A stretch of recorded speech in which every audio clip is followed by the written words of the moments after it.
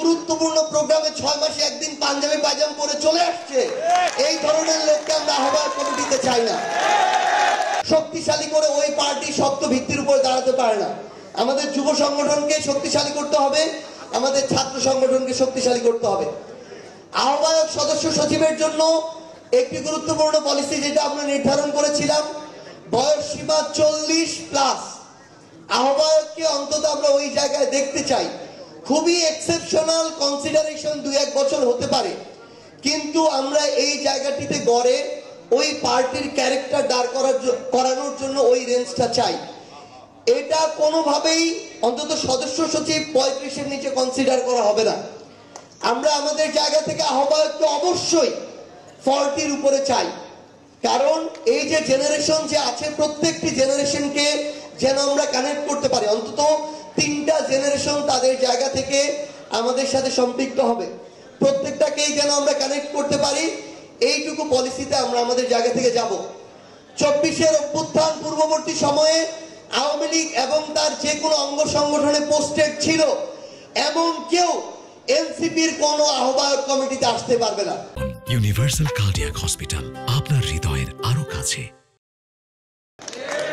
Second, এই অভ্যুত্থান বিরোধী, জুলাই বিরোধী যে কোনো ধরনের অনলাইন অফলাইন অবস্থান ছিল, এইরকম কেউ এনসিপির কোনো আহ্বায়ক কমিটিতে আসতে পারবে না।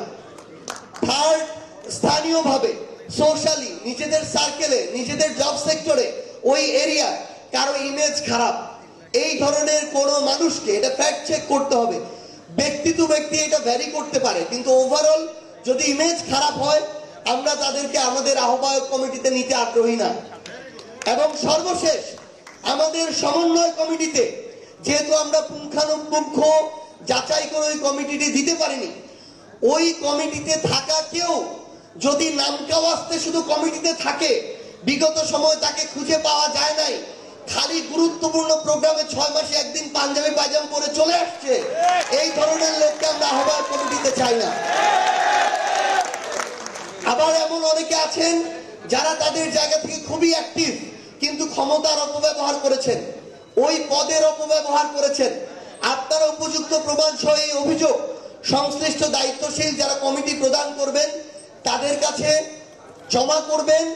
স্পষ্ট করে বলি, যারা এই ধরনের ক্ষমতার অপব্যবহারের সাথে সম্পৃক্ত তাদেরকে এনসিপির কোন কমিটিতে আমরা জায়গা দিব না।